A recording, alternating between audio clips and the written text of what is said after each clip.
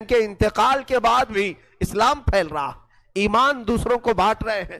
صبح تک اس گرجا میں رکے، پھر دن پورا گزارے اور شام کے وقت ٹھنڈے وقت میں کوچ کرنے کا ارادہ کیا، اور سر امام حسین جو ان لوگوں نے نیزے پر لیا تھا اس کو ایک جگہ گاڑ دیا، اور اس کے بعد اپنے پانی وغیرہ کے استعمال کے بعد قافلے کو کوچ کرنے کا حکم دیا۔ قافلہ آگے چلا، لیکن جو فوجی آتا سر حسین کو اٹھانے کے لیے نیزے پر، وہ تو ہلکا ہو چکا تھا لیکن وہ زمین میں ایسا گڑ چکا تھا کہ اٹھتا نہیں تھا، کسی سے ہل نہیں رہا تھا۔ بہت لوگوں نے کوشش کی، پھر آ کر کے انہی ظالم یزیدیوں نے بی بی زینب سے کہا، اے خاتون، یہ تمہارے بھائی کا سر زمین پر ایسا جمع ہوا ہے، ہٹتا نہیں ہے، آگے بڑھنا ہے ہمیں، یہ ہٹتا نہیں ہے۔ بی بی زینب نے غور سے دیکھا اور کہا، قافلے میں دیکھ لو سب ہیں یا نہیں، قافلے میں سب ہیں یا نہیں۔ دیکھا گیا تو بی بی سکینہ قافلے میں نہیں تھی، قافلے میں موجود نہیں تھی۔ بی بی زینب نے کہا، وہ میرا غیور بھائی ہے، اپنے خاندان والوں کو چھوڑ کر کہیں جاتا نہیں تھا، اپنی بچی کا غم ہوگا، آگے نہیں بڑھتا، تلاش و سکینہ کہاں ہے۔ لوگوں نے ڈھونڈنا شروع کیا، پہاڑ کی ایک چھوٹی سی چوٹی پر وہ بیٹھی ہیں اور ایک خاتون کی گود میں بیٹھی ہیں، کوئی ایک خاتون ہے، اسے سہلا رہی ہے، تھپکیاں دے رہی ہیں۔ بی بی سکینہ 9 سال کی عمر میں ایک بڑی معزز خاتون کی گود میں ہچکیاں لے لے کر رو رہی ہیں اور کچھ باتیں کر رہی ہیں۔ بی بی زینب نے دور سے دیکھا، خاندان کی کچھ عورتیں اور آئیں، پکارا، سکینہ جانے کا وقت ہو گیا، تم یہاں کیا کر رہی ہو؟ دوڑ کر کے جیسی سکینہ کے قریب آئے تو دیکھا نہ وہاں عورت تھی نہ کوئی خاتون تھی۔ سکینہ کو اٹھایا، کیا کر رہی تھی تم یہاں، کیسے آئی، کون عورت کس سے بات کر رہی تھی؟ سکینہ نے کہا، میں جانتی نہیں تھی، یہاں حاجت کے لیے آئی تھی، اچانک ایک خاتون نمودار ہوئی، اس نے مجھے گود میں اٹھایا، بوسے دینا شروع کیا، میرا ماتھا چوما۔ میں نے پوچھا کہ تو کون ہے؟ تو اس نے کہا، اے بچی تو نہیں جانتی، میں تیری دادی فاطمۃ الزہرا ہوں، میں فاطمۃ الزہرا ہوں، رسول اللہ کی شہزادی ہوں۔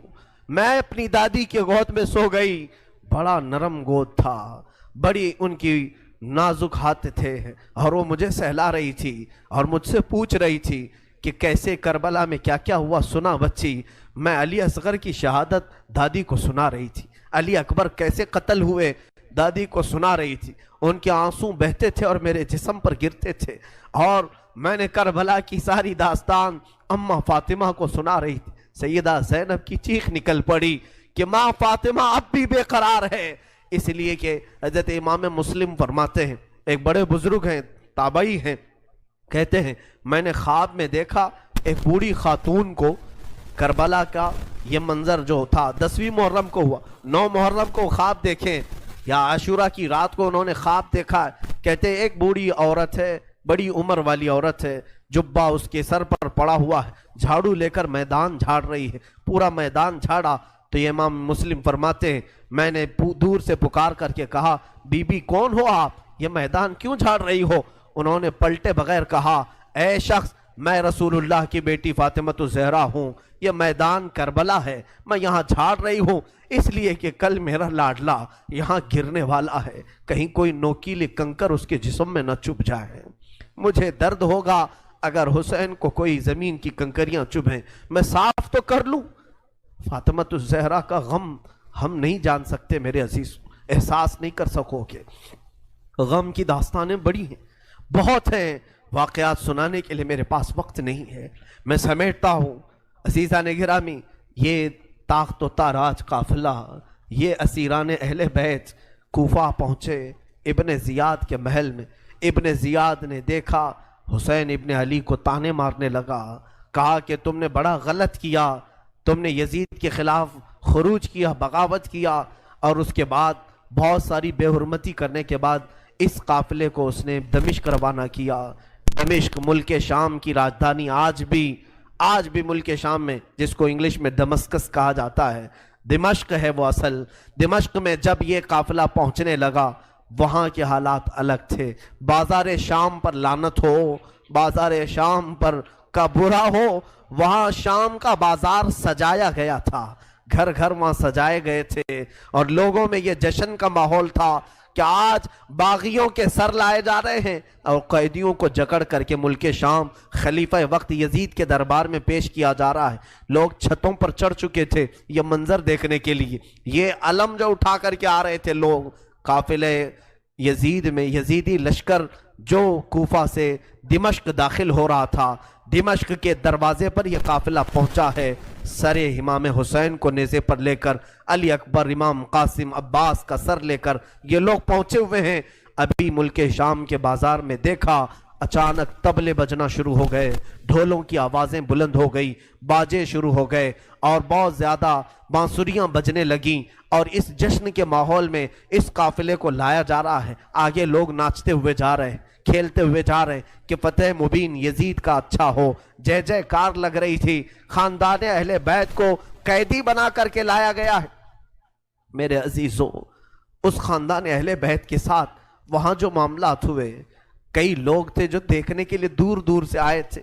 ایک صحابی ہیں، وہ کہتے ہیں میں تجارت کے لیے گیا تھا، تو مجھے خبر ہوئی کہ آج اہل بیت کا قافلہ یہاں آ رہا ہے، تو میں دوڑتا ہوا پہنچا، اور جیسے ہی میں نے دیکھ کر کے میں ضبط نہ کر سکا، وہ چہرہ آج نیزے پر تھا جو کبھی میرے مصطفیٰ کے کندھے پر ہوا کرتا تھا۔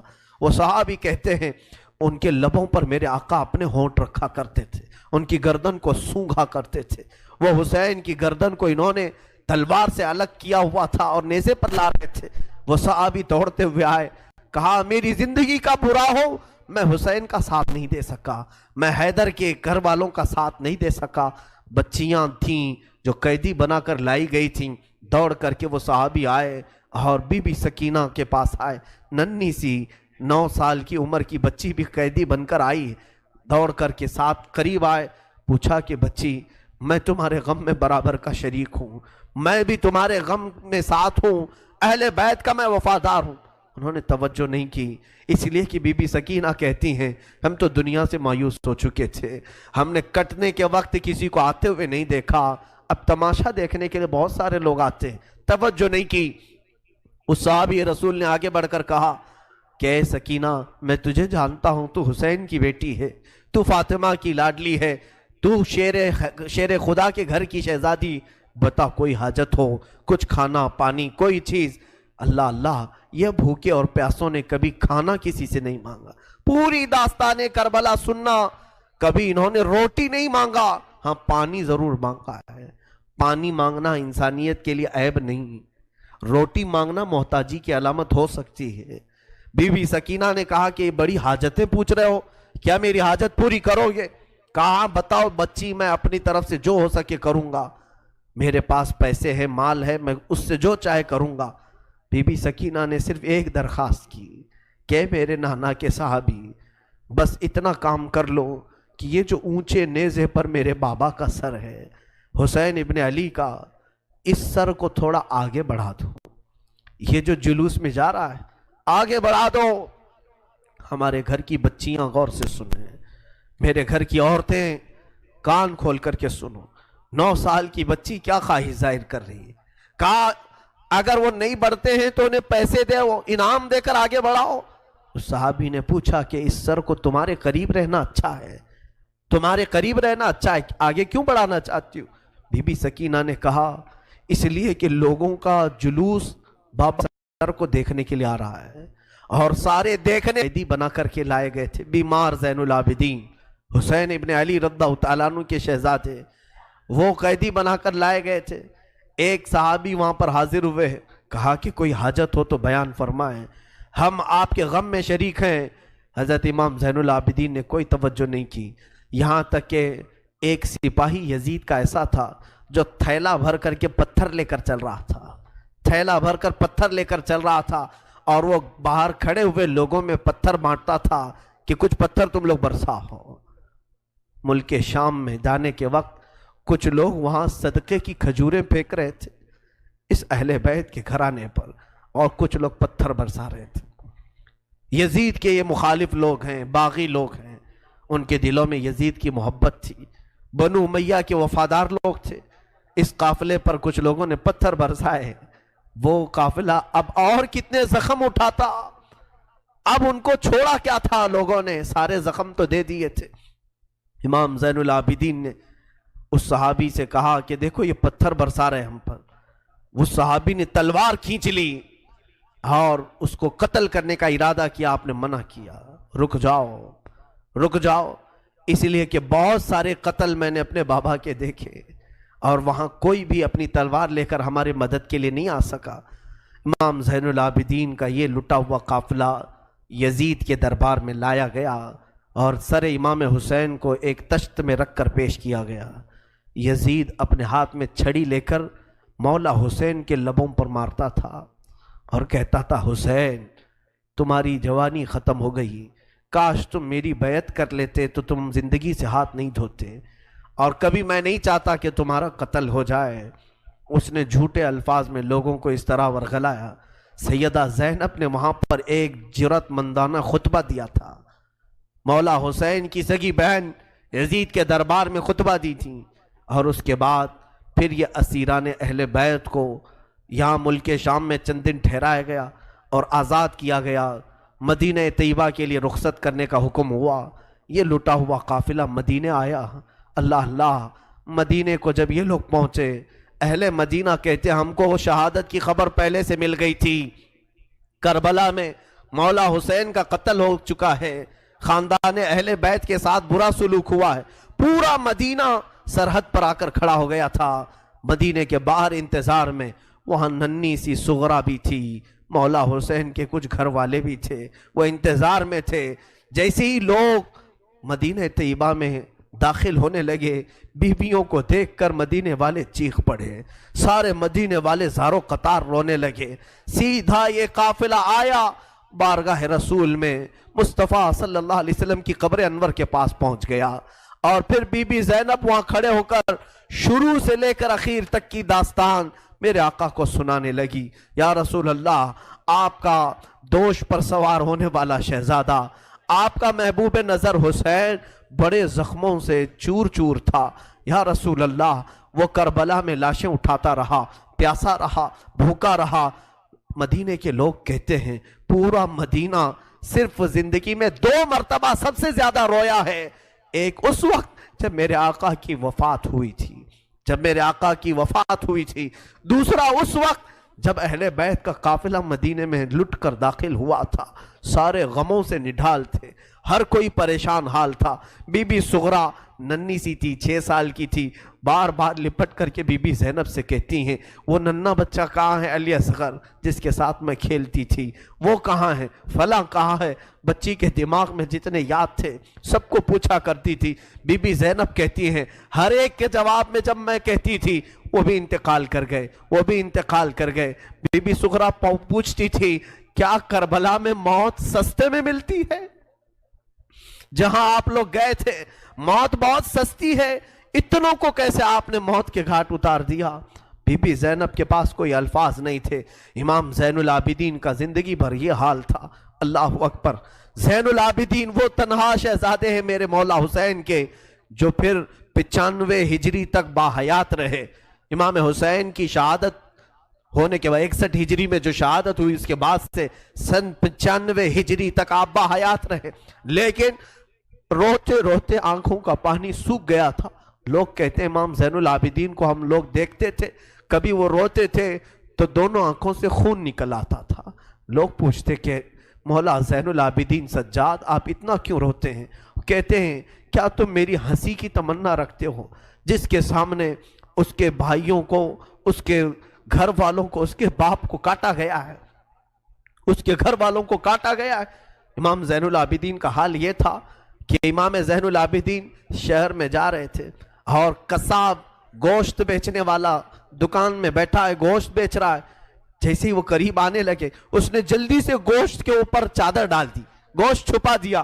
لوگ جو گوشت خریدنے والے کھڑے تھے انہوں نے پوچھا کہ بندے تو کیوں گوشت چھپا رہا ہے؟ کہا زین العابدین آ رہے ہیں, وہ ابھی یہاں کھڑے ہوں گے اور گوشت دیکھ کر کے رونا شروع کر دیتے ہیں, گوشت دیکھ کر کے رونا شروع کرتے. کہا ایسا کیوں کرتے ہیں؟ کہتے ہیں جب بھی وہ میری دکان کے پاس یہ کچا گوشت دیکھتے ہیں تو کہتے ہیں کہ میرے بھائیوں کا گوشت ایسے ہی کاٹا گیا تھا اور ادھیڑا گیا تھا. زندگی بھر وہ گوشت کی دکان کے پاس کھڑے ہوتے تو ان کی آنکھیں بہہ جاتی, اور اس کے بعد ایک روایت یہ بھی ملتی ہے کہ قربانی کے دن تھے، مولا زین العابدین ایک جگہ سے گزر رہے ہیں، ایک قصائی بکرے کو لٹایا ہے اور جلدی سے اس پر چھری چلائی جا رہی تھی۔ امام زین العابدین دور سے کھڑے ہو گئے، کہا اے قصائی تو نے بکرے کو لٹایا، پانی پلایا کہ نہیں پلایا؟ وہ کھڑا ہوا، کہا اے امام زین العابدین ہم مسلمان ہیں، جانوروں کو کاٹتے ہیں تو پہلے پانی پلا کے کاٹتے ہیں۔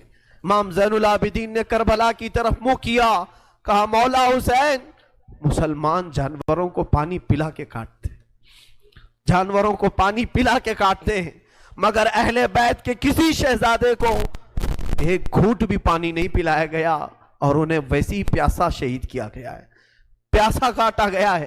امام زین العابدین کی پوری زندگی ایک ایک چیز کو دیکھتے تو رونے لگ جاتے تھے کہ کربلا میں یہ چیز نہیں تھی، یہ چیز نہیں تھی۔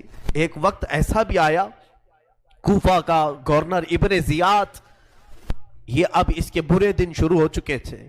میں پھر دوسری تقریر میں عرض کروں گا، ظہر کی اذان انشاءاللہ تقریر کے بعد ہوگی۔ آج سارا مجمع یہاں پر ہے اور انشاءاللہ بغیر نماز پڑھے ہم تو یہاں سے جائیں گے نہیں، اور اذان لوگوں کو جمع کرنے کے لیے ہوتی ہے، جو آلریڈی جمع ہیں پھر انہیں کیا جمع کیا جائے۔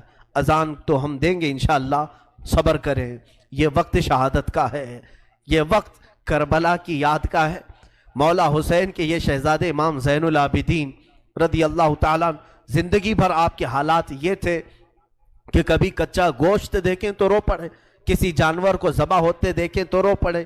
ایک بار امیر کوفہ ابن زیاد، اب امیر مختار نام کا ایک شخص جو بدلہ لینے کے لیے بعد میں اٹھ کھڑا ہوا، بعد میں کوفہ میں ایک ایسا شخص ظاہر ہوا جس کا نام مختار ثقفی تھا، اس نے اعلان کیا کہ میں قاتلان حسین کا بدلہ لوں گا، اور اس نے اٹھ کر کے کچھ اہل بیت سے محبت کرنے والوں کو اپنے قافلے میں جمع کیا، اور یہ قافلہ بڑھتا گیا یہاں تک کہ خون حسین کا بدلہ لینے کے لیے یزید کی موت کے بعد اس نے ہر ایک کو تلاشنا شروع کیا۔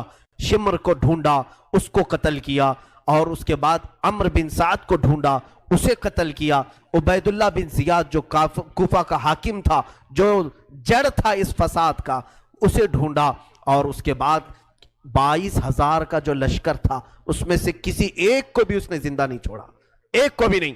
جتنے وہاں شریک تھے سب کو قتل کیا، سب کو قتل کیا، اور 22,000 کو قتل کرنے کے بعد مختار ثقفی نے یہ اعلان کیا، ابھی میں نے حسین کی ایک انگلی کا بھی بدلہ نہیں لیا، میں حسین ابن علی کی ایک انگلی کا بھی بدلہ نہیں لیا۔ یزید خائب و خاسر ہو کر مر گیا، اور یزید کی سب سے بڑی ذلت تو یہ ہے، یزید کے بعد اس کا بیٹا معاویہ تخت پر بیٹھا، پہلے دن خلیفہ بنا کر اسے بٹھایا گیا، اس کے بعد 6 مہینے تک وہ گھر سے باہر ہی نہیں آیا، 6 مہینے کے بعد سیدھے لاش باہر آئی بیٹے کی۔ وہ 6 مہینے کبھی تخت پر نہیں بیٹھا یزید کے۔ لوگ کہتے تھے کہ معاویہ آپ یزید کے جانشین ہیں، وہ نیک شہزادہ تھا۔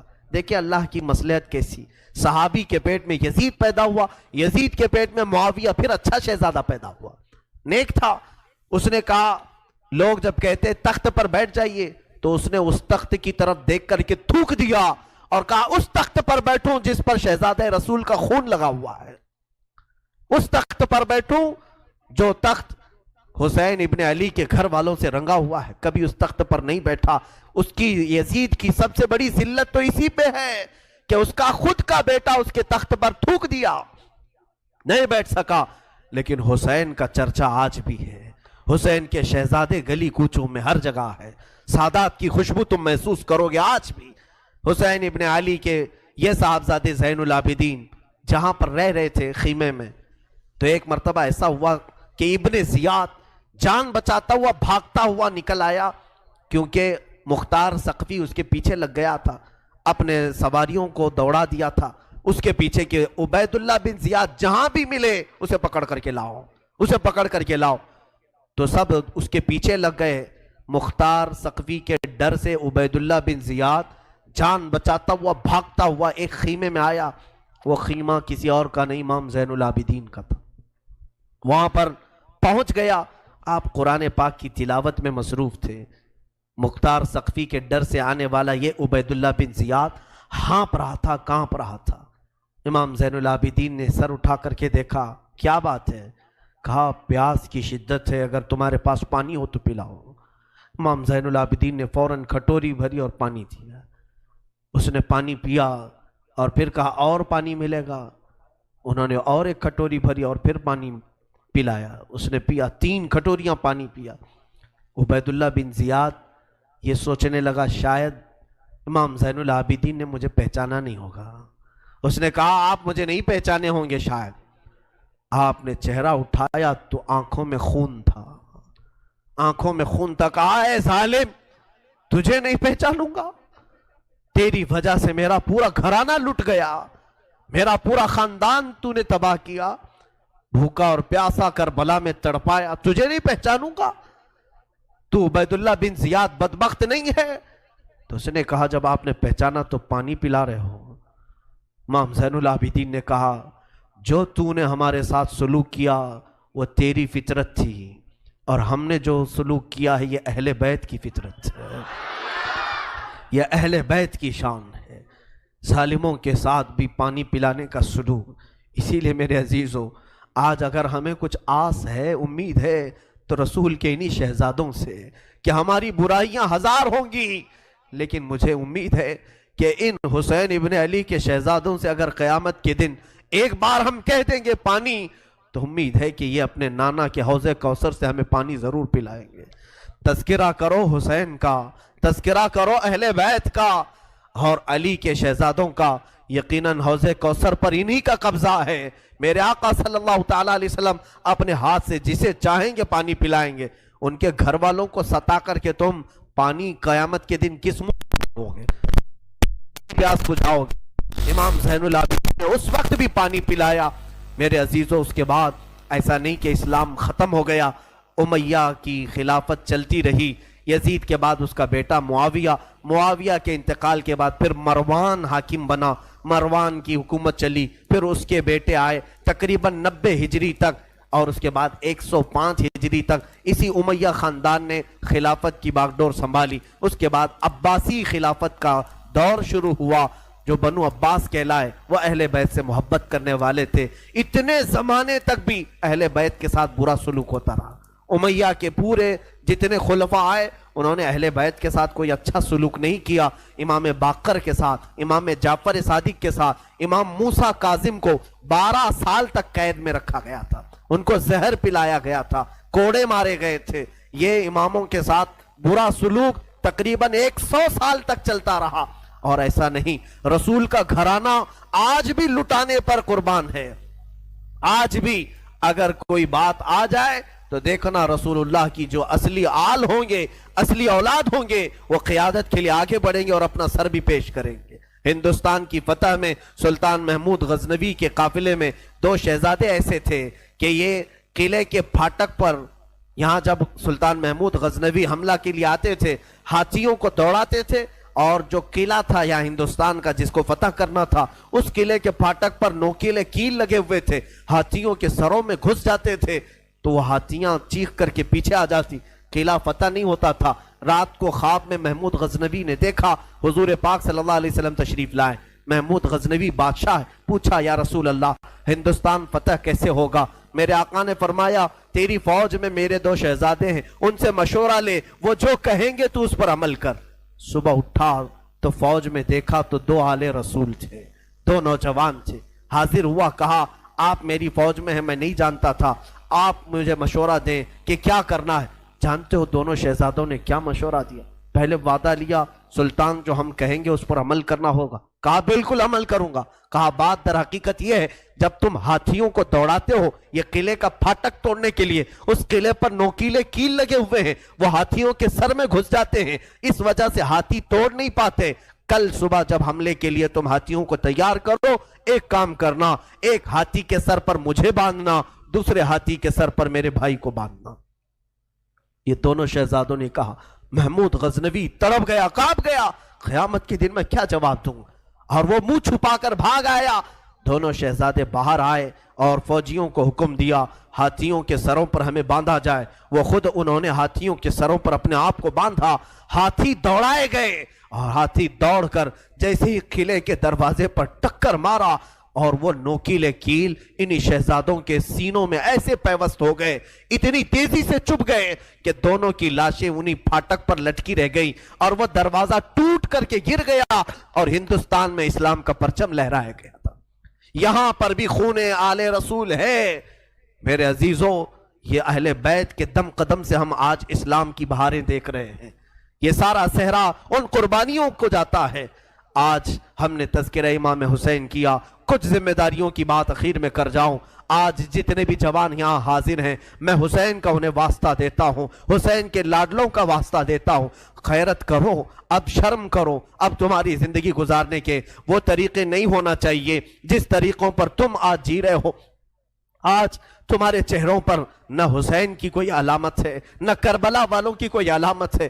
اے میرے عزیز بچوں، اے میری ماں اور بہنوں، اٹھو، کربلا والوں سے اگر تم محبت کرتے ہو تو آج علم حسین لو، اور علم حسین کا نام پنجا نہیں بلکہ در حقیقت علم حسین قرآن مجید کا نام ہے۔ تم اپنے ہاتھوں میں اس مصحف پاک کو اٹھاؤ۔ کیا تم نہیں دیکھتے سر امام حسین بھی تلاوت کر رہا تھا؟ جب دمشق کے بازار میں حسین کا سر لایا گیا تھا اس وقت بھی لوگوں نے دیکھا نیزے کے اوپر سے امام حسین کے لبوں سے یاسین مبارکہ کی تلاوت کی آواز آ رہی تھی۔ وہ حسین کٹے ہوئے سر سے بھی جب تلاوت کر سکتے ہیں، تم کیوں تلاوت نہیں کرتے؟ آج قرآن کیوں نہیں پڑھتے؟ قرآن کو کیوں ہاتھ نہیں لگاتے؟ آج ہمارے گھروں میں جو اندھیرا ہے یہ قرآن نہ پڑھنے کی وجہ سے۔ میرے آقا نے سچ فرمایا کہ تم اپنے گھروں کو قبرستان نہ بناؤ۔ جس گھر میں قرآن نہیں پڑھا جاتا اس گھر کو کہا گیا یہاں میتیں رہتی ہیں، یہاں مردے رہتے ہیں۔ کتنے گھروں میں قرآن پڑھا جا رہا ہے؟ مردوں کا گھر بنائے ہو۔ بچیوں کو بٹھاؤ، بچوں کو بٹھاؤ، قرآن ان کے ہاتھ میں دو، قرآن کی طرف توجہ کرو۔ اگر ایک بار پھر پلٹ آئی یہ امت تعلیمات اسلام کی طرف، مجال ہے کہ کوئی تمہاری طرف آنکھ اٹھا کر کے دیکھے۔ میں یہ چیلنج کے ساتھ کہتا ہوں، تمہارے پاس ایمان کی جو دولت ہے پوری دنیا چھان مارو گے، یہ دولت کسی قوم کے پاس نہیں ہے، کسی کے پاس نہیں۔ تمہارے پاس محبت رسول ہے، تمہارے پاس محبت علی ہے، تمہارے پاس محبت حسین ہے، تمہارے پاس اولیاء کاملین کے کردار ہیں، تمہارے پاس ساری علامتیں تبرکات ہیں۔ تم کیوں پیچھے ہو؟ تمہارا پیچھے رہنا تو افسوس کی بات ہے۔ آج لوگ تمہیں بزدل بنا رہے ہیں، آج لوگ تمہارے اوپر خوف کا ماحول طاری کیے ہوئے، ڈر کا ماحول طاری کیے ہوئے۔ شاید یہاں تم نے دیکھا بھی ہوگا ہزاروں تقریریں ہیں، میں اپنی تعریف کے لیے نہیں کہہ رہا ہوں، ہزاروں خطبہ ہیں، چند ہی بولتے ہوں گے لوگ، اس لیے کہ خطبہ وائزین مقررین کی زبانوں کو بھی بند کرنے کی کوشش کر رہے ہیں۔ کتنے تو مجھے بولتے ہیں یوں نہ بولو مولانا، بہت جلدی گرفتار ہو جاؤ گے، بہت جلدی جیل میں چلے جاؤ گے، حکومت کی تمہارے اوپر نظر ہے، ڈپارٹمنٹ میں تمہارے ریکارڈ ہیں، بہت ساری باتیں ہیں۔ میرے عزیزوں، ایک طرف میرے پاس یہ امت مصطفیٰ بھولی بھٹکی ہوئی قوم ہے، ایک طرف میرے آقا کی قرآن عظیم ہے اور حسین اعظم کے کربلا کے واقعات ہیں۔ مجھے بتاؤ، کیا حسین ابن علی کا سامنا قیامت کے دن نہیں کرنا ہوگا؟ کیا ہم جیسوں کو پکڑ کر قیامت میں نہیں پوچھا جائے گا مولا نے تجھے زبان دی تھی، مولا نے تجھے قرآن کا علم دیا تھا، رب نے تجھے حدیثیں عطا کی تھی، تو نے اپنے حبیب کی امت کے ساتھ کیا سلوک کیا؟ کیا تو انہیں سبحان اللہ اور نعروں میں ہی سلا دیا کرتا تھا؟ اگر قیامت کے دن مجھے یہ سوال ہوگا میں کیا جواب دوں گا؟ اس لیے میں یہ بہتر سمجھتا ہوں حق بولنے پر اگر گرفتاری ہو جائے تو میری گرفتاری کوئی معنی نہیں رکھتی، اس لیے کہ مجھ سے کئی لاکھ درجہ گنا بہتر امام زین العابدین جب گرفتار کیے جا سکتے ہیں اور مولا حسین کے گھر والوں کو قیدی بنایا جا سکتا ہے تو ہماری لاکھوں زندگیاں ان کی قید پر قربان ہوں۔ ہمیں قید سے ڈر نہیں ہے، ہمیں کوئی گرفتاری سے خوف نہیں ہے، اور ہماری زبانوں کو خریدنے کی کوشش بھی نہ کرو، ہمارے الفاظ کو خریدنے کی کوشش نہ کرو۔ اے مسلمانوں، میں جو بول رہا ہوں ایک بات یاد رکھنا، اگر لوگوں میں بدگمانی ہے میرے متعلق، بدگمانی کرتے ہوں پیسوں کے لیے، مال کے لیے، یا میں اپنی فیلڈ بنانے کے لیے بول رہا ہوں، تم خام خیالی میں ہو۔ انشاءاللہ میں کس مقصد سے بول رہا تھا اور تم کس مقصد سے سن رہے تھے، آج میں صفائی نہیں دوں گا، کل بروز قیامت رسول اللہ کے سامنے فیصلہ ہو جائے گا، قیامت کے دن فیصلہ ہو جائے گا انشاءاللہ۔ میرا وجدان یہ کہتا ہے میں کہاں کھڑا رہوں گا اور تم کہاں کھڑے رہو گے، یہ قیامت کے دن ہی پتا چلے گا، قیامت کے دن پتا چلے گا۔ اگر میری بات آج آپ تک پہنچتی ہے تو عمل کی طرف آؤ، ہیلے بہانے نہ کرو، مجھے مارنا ہے مار لو، مجھے کوسنا ہے کوس لو، دو چار گالیاں مجھے دے لو اگر دل ٹھنڈا ہوتا ہے۔ میرے اخلاق برے ہیں، میرے اعمال برے ہیں، ہو سکتا ہے میں نکما ہوں، ہو سکتا ہے میں کم علم ہوں، ساری باتیں مجھے منظور ہیں، لیکن جس چیز کی طرف میں تمہیں دعوت دے رہا ہوں وہ دعوت کو ہلکا مت سمجھو، اس بیان کو ہلکا نہ سمجھو۔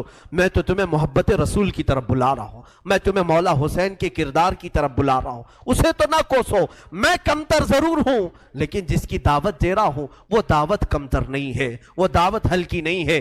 آؤ، میں ہزاروں نوجوانوں کی آج زندگیوں کو دیکھ رہا ہوں، تمہارے ہاتھوں میں آج دنیا نے کیا پکڑایا ہے؟ گندے نغمے، گندے موبائل کی فحش تصویریں، تم اسی کو دیکھ کر رات گزار رہے ہو، اسی سے صبح کر رہے ہو، تمہارے کان نغمے سن کر سوتے ہیں اور گانوں کی دھن پر صبح کرتے ہو۔ یہی اخلاق کل قیامت میں مولا حسین کے سامنے تم کھڑے ہوں گے، حشر کے دن تمہیں رسول اللہ کے سامنے کھڑا ہونا ہے، ان کے بچوں کے ہاتھ میں۔ ارے 11 سال کا بچہ جب تلوار اٹھایا تھا، تم اپنا موبائل اٹھا کر کے اس کو دکھاؤ گے؟ میں نے جوانی میں موبائل اٹھایا ہے، انہوں نے تلواریں اٹھائی تھی، کس لیے؟ امت مصطفیٰ کی حمایت کے لیے، شریعت طاہرہ کی حفاظت کے لیے۔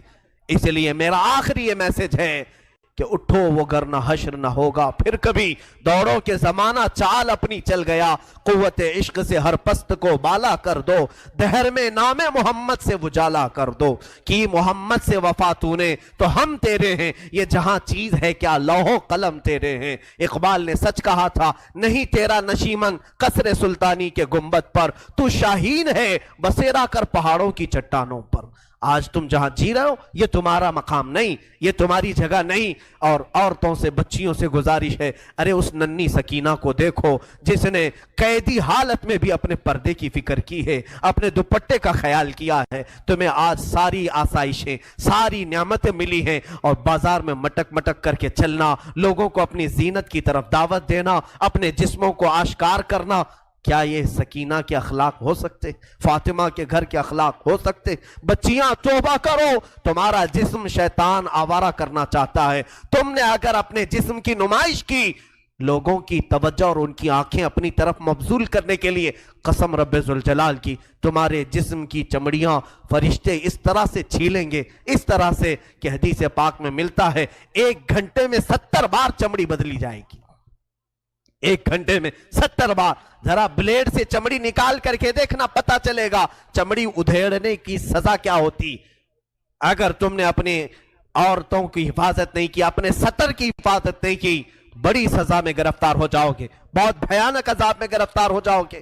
قیامت کے منظر کو اب چندہ ضرورت نہیں کہ میں اپنی بات کو طویل کروں، میں صرف میسج یہی دینا چاہتا تھا، آج قرآن کو پھر سے عام کرو، آج عہد کر کے اٹھو کہ شریعت مصطفیٰ کو پھر سے ہم قائم کر کے دکھائیں گے۔ اذانیں ہوں گی تو اپنے کاموں میں نہیں، ہم مسجدوں میں سر جھکانے کے لیے آئیں گے، اس لیے کہ مولا حسین تلواروں کی جھنکار میں جب سجدہ کر سکتے ہیں تو آج ہمیں نعمتوں میں اللہ کھلا رہا ہے، پلا رہا ہے، سلا رہا ہے، کیوں ہم بستر چھوڑ کر ایک بار مسجد نہیں آ سکتے؟ ہم اپنی دکان چھوڑ کر مسجد نہیں آ سکتے؟ ہم اپنا کام چھوڑ کر مسجد نہیں آ سکتے؟ میرے عزیزو، اگر مسجد نہ ملے، جہاں میسر ہو سجدہ کر لو، جہاں موقع ملے اپنی نماز کمپلیٹ کر لو، اس لیے کہ قیامت کے دن یہ اگر تمہاری کچی رہی تو سارے معاملات میں پھنس جاؤ گے۔ جس کی نمازیں نکل گئی پھر وہ ہر چیز میں نکل جائے گا انشاءاللہ العزیز۔ آخر میں انشاءاللہ العزیز اذان کے بعد میں 2 چند آپ کے سامنے اعلانات پیش کروں گا۔ بارگاہ الہی میں دعا ہے، مولا کریم کہنے سننے سے زیادہ عمل کی توفیق عطا فرمائے۔ اے رب قدیر، آج جو بھی شہادت امام حسین کا تذکرہ ہوا، اے ذوالجلال خدا، ہم سب کی آوازوں کو تو سن رہا ہے، ہمارے آہو بکا کو تو جانتا ہے۔ ہم غم حسین میں آج بیٹھے ہیں تیرے گھر میں، مولا جتنے یہاں حاضر ہیں سب کی حاجتیں پوری فرما دے۔ مولا جتنے سن رہے ہیں، خواتین، بچے، بچیاں دور دراز سے جو اس پروگرام کو سن رہی ہیں، شامل ہیں، مولا ان سب کو بھی ہم دعاؤں میں شامل کرتے ہیں۔ مولا حسین کی برکتیں ان سب کو بھی عطا فرما۔ اے اللہ، آج عاشورہ کا دن ہے، اے کریم خدا، آج تیری رحمتیں اترتی ہیں، تو بندوں سے راضی ہوتا ہے۔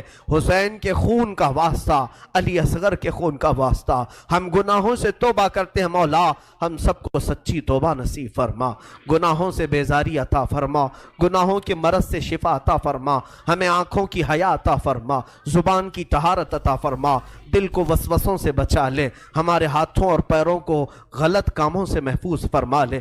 اے کریم خدا ہماری بچیوں کو بے آبرو ہونے سے بچا لے، ان کے جسموں کو ان کے سطر کی تو حفاظت فرما۔ اے کریم خدا پورے ہندوستان میں امن و امان عطا فرما، اسلام و سنیت کا بول بالا فرما، کفار و مشرکین کے برے منصوبوں کو خاک میں ملا دے۔ اے رب قدیر تیرا احسان ہے تو نے ہمیں اسلام پہ پیدا کیا، تیرا احسان ہے تو نے امت محمدیہ میں بنایا، تیرا احسان ہے تو نے ہمیں علی اور حسین کے گھر والوں کے تذکرہ کرنے والوں میں پیدا کیا۔ اے مولا یہ محبت حسین ہماری زندگی کی آخری سانس تک ہماری زندگی میں عطا فرما۔ اے رب ذوالجلال اس مسجد پاک میں بچے جوان بوڑھے جتنے حاضر ہیں، جو جس پریشانی میں مبتلا ہے مولا تو بہتر جانتا ہے، سب کی پریشانیاں دور فرما۔ اس پورے محلے پر مولا ہمارے آس پاس جتنے گھر ہیں، اس پورے محلے پر زمینی آسمانی بلاؤں سے تو حفاظت فرما، غیب سے برکتوں کا نزول فرما۔